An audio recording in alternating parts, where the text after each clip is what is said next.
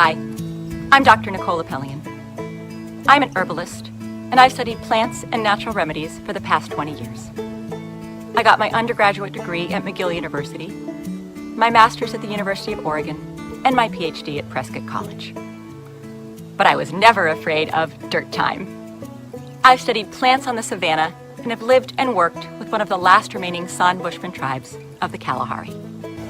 In 2015, I was among the first women to be selected for the History Channel's TV show, Alone.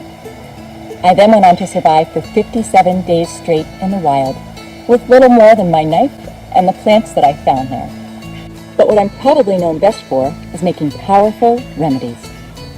For people with autoimmune disorders, for people who have been taking pills for years with little to no effect, for people who are tired of dealing with the countless side effects of drugs, for people who can't afford or don't want to pay hundreds of dollars to Big Pharma each month, for people who want to be prepared for a crisis when the pharmacies run dry and they're not able to refill their prescriptions, and for people who just want to live a healthier life. I've helped thousands of people treat themselves naturally after following my advice and taking my remedies. In most cases, that advice can be boiled down to just 3 teachings that will change your life forever and put you on the path to healing yourself. In the first lesson, you'll discover the one most important thing you should never take for granted, but you probably do. It almost killed me. As you look at me right now as I'm talking to you, you can't see it, but I have a terrible and incurable disease. When the first symptoms appeared, I didn't give them much credence. I was just 29 when I started feeling tired all the time. I would lose my balance every now and then, and I felt some tingling in my feet. Then, one day, as I was flying home to see my parents, all of a sudden, I lost my eyesight in one eye. I remember I was in my seat panicking and constantly rubbing my eye, thinking it's just something that would go away. The doctors did an MRI and said I had a clear-cut case of multiple sclerosis, a crippling autoimmune disease. They put me on medication, a lot of medication. I was injecting myself every day, but my disease was only getting worse. Soon, I couldn't go to work anymore. I was slowly losing control of my own body. My disease kept me bedbound most of the time. On good days, I could still walk using a cane. I bought a house that was wheelchair accessible. The expectations were that I would be in a wheelchair the rest of my life, in the best case scenario. I was continuously in pain. It was agonizing. It often felt like I was being burned with a cigarette lighter. But the fear of having to depend on others for simple things like going to the toilet was even worse. This was supposed to be my new life, the new normal. Life changes when you get sick. Like it or not, sooner or later you will face something similar. Everything you thought was important suddenly takes a back seat.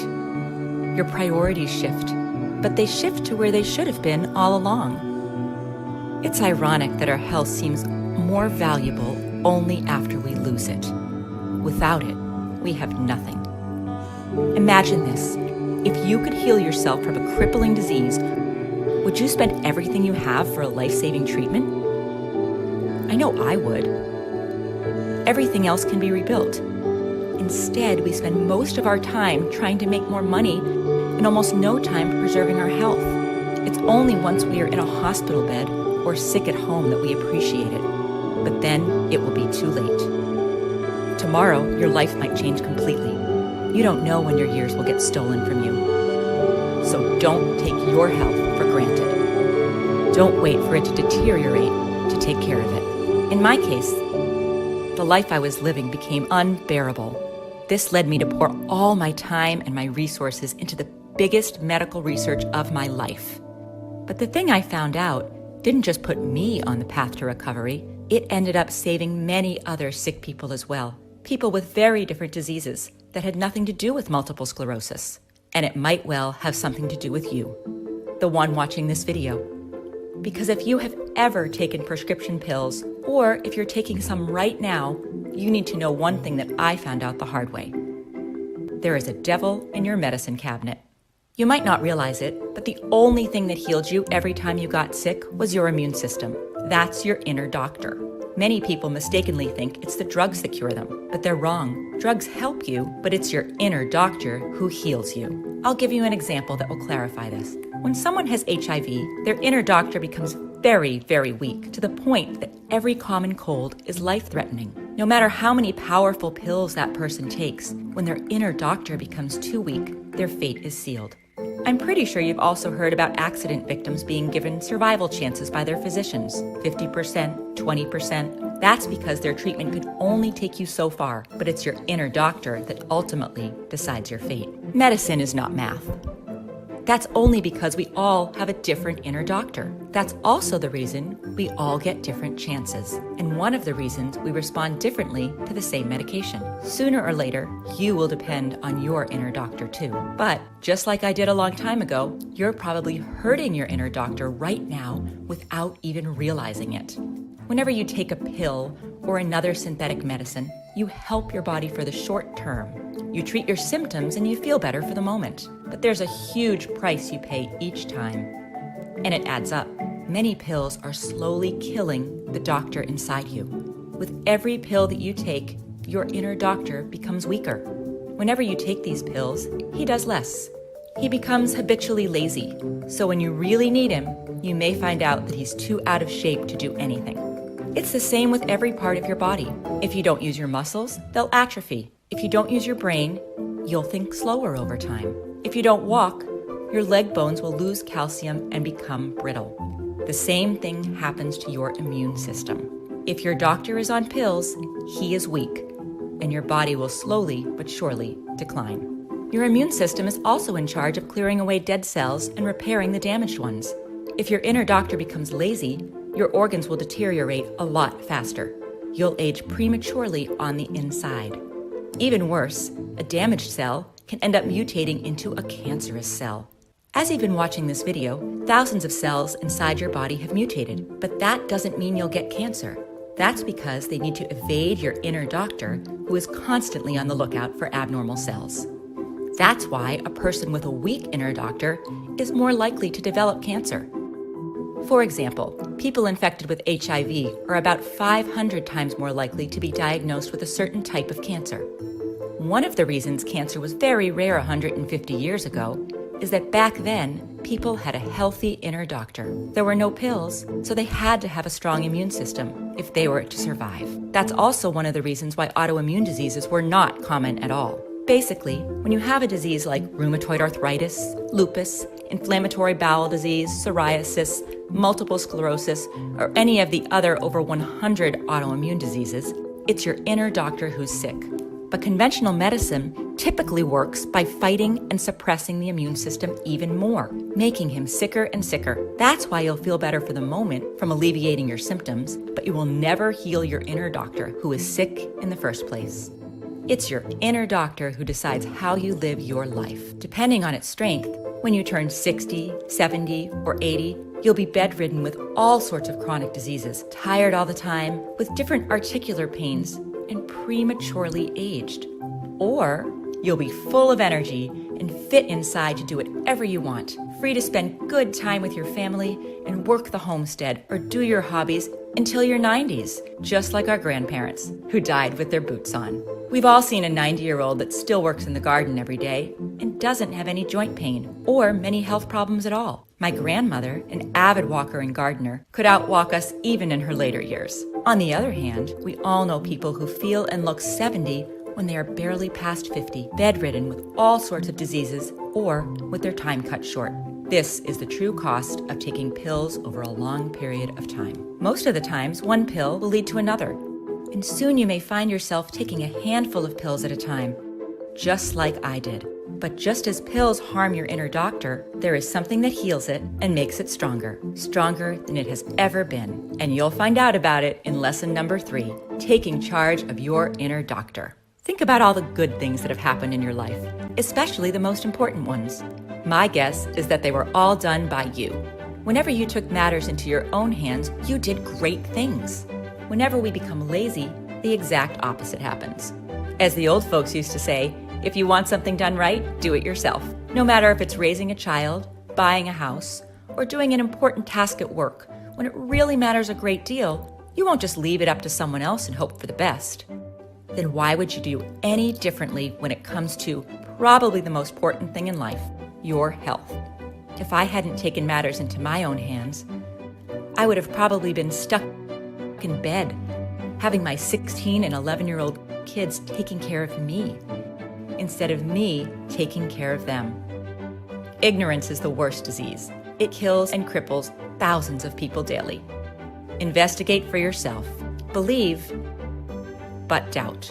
Of course, your physician means well, but he or she doesn't have the same skin in the game that you do. Nobody does. Follow his or her advice, but explore other options too. Most of the times, the recommendations will treat your symptoms, but not the root cause. Anti-inflammatory medication doesn't treat the cause of inflammation. Painkillers don't treat the cause of the pain. Insulin doesn't treat the cause of diabetes. And statins don't treat the cause of cholesterol buildup in the arteries. All these pills may have devastating side effects if taken over long periods of time, killing your own natural ability to treat the root cause. But there is something that can truly help your inner doctor. For me, it changed my life. I went from bedridden to traveling all over the world and enjoying every bit of my life while taking good care of my children and doing things that even healthy people can't do, like surviving 57 days alone in the wilderness with little more than a knife.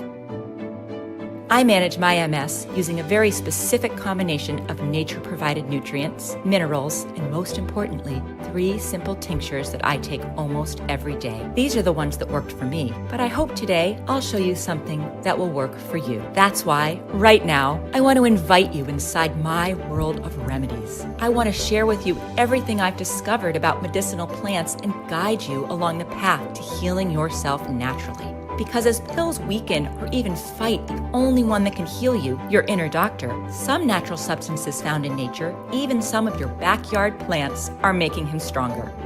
Our ancestors used these plants long before we existed, but they lacked something that we know today.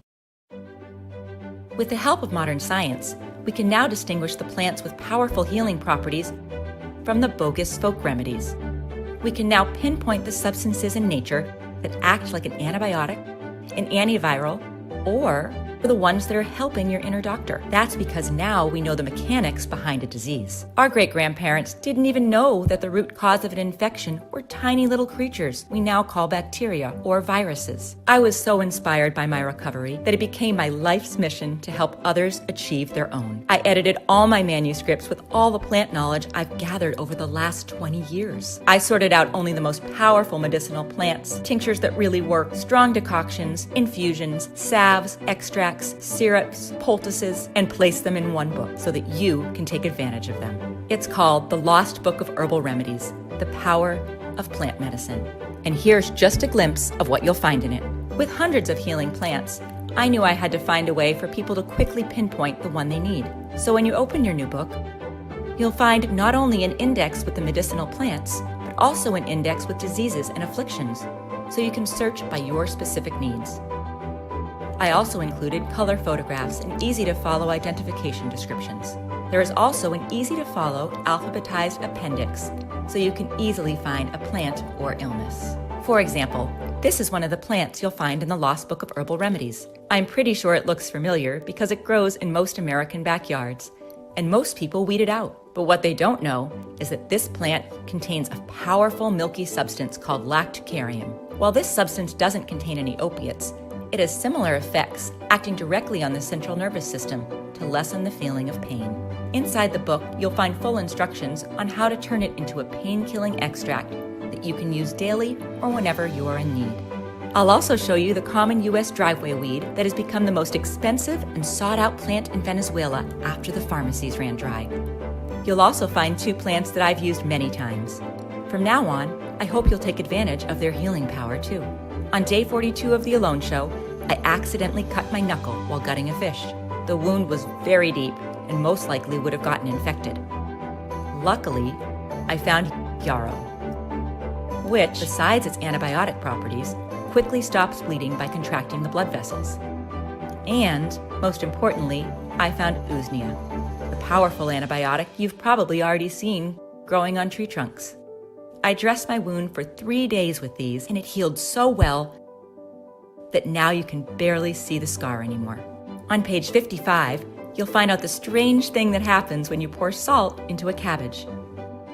The End Remedy offers some of the best protection possible for your digestive tract, regulating bowel movement and preventing both diarrhea and constipation.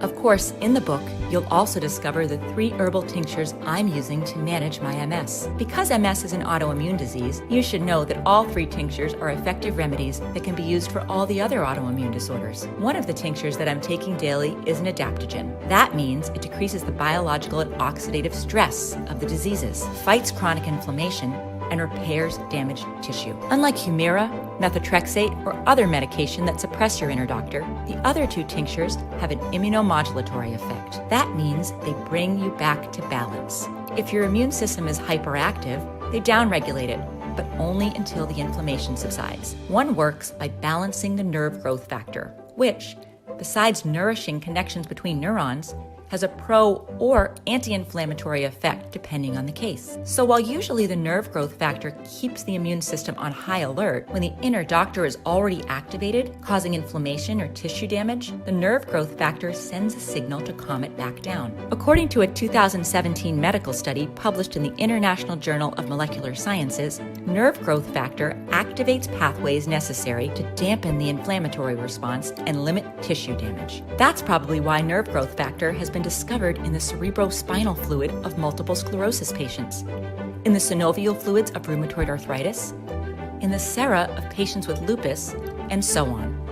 It shows the body's effort to avoid excessive inflammation in that area. I could go on and on about the biology behind it, but in the end, it doesn't even matter. What matters is that they helped me and many of my patients get our lives back. And if an autoimmune disease is robbing you or a loved one of health and joy, then you have absolutely nothing to lose by trying these 3 tinctures. As you can probably imagine, the nerve growth factor also plays a tremendous role in helping people with neurodegenerative diseases like Alzheimer's and Parkinson's. These 3 remedies will not cure these diseases. So far, nothing can. And anyone claiming otherwise is just giving desperate people false hope. But by strengthening the connections between neurons, they may add more good years for those of us afflicted by these terrible conditions. Money may not grow on trees, but many of the remedies you pay money for do. This one that you'll find on page 221 is a fast-acting treatment for irregular heartbeats with the added benefit of lowering bad cholesterol levels. You'll also discover a tree called slippery elm. The inner bark of this tree contains a substance called mucilage. When taken orally, mucilage becomes slit and coats the mucous membranes in the intestinal tract, soothing inflammation, relieving pain, and giving your bowels a much-needed rest to heal themselves. If you have any digestive issues like Crohn's disease, ulcers, gastritis, heartburn, colitis, or gastroenteritis, then you absolutely need to try it. One of the most powerful Native American ointments was made from what they called the Tree of Peace. This Haudenosaunee ointment that we almost lost to history relieves back, knee, neck, shoulder, ankle, and wrist pain caused by any form of arthritis. The active compound in this ointment was found to be pycnogenol, which inhibits the inflammatory chemical signals in our body and provides mobility to your joints. A review of 3 randomized, double-blind, and placebo-controlled medical studies of middle-aged patients suffering from osteoarthritis found that it reduced the pain by roughly 42%, stiffness by around 43%, and physical performance improved by an average of 44%. You'll also find out the plant that boosts your energy and relieves foot pain when you wear it inside your shoes. Another plant you'll find in the Lost Book of Herbal Remedies is boneset, which can easily be turned into one of the most powerful antipyretics. This means that it drastically reduces a fever. In fact, the name boneset was derived from the plant's use in the treatment of breakbone fever. As we age, men get an inflamed prostate, while women develop what's called an overactive bladder. The name is different, but the result is the same. It starts with more and more frequent bathroom trips, some at 3 a.m. that will cost you a good night's sleep and leave you feeling dizzy the next day. Luckily, there is a very effective remedy for both. All you need are 2 extremely powerful plants found all over America.